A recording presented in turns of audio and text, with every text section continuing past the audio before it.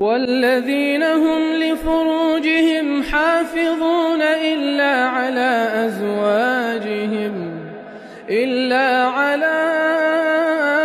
أزواجهم أو ما ملكت أيمانهم فإنهم غير ملومين.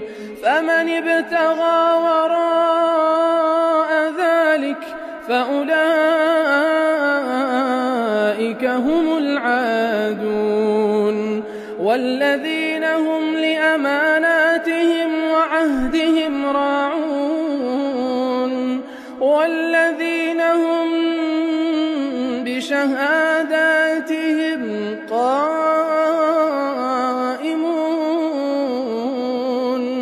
والذين هم على صلاتهم يحافظون. أولئك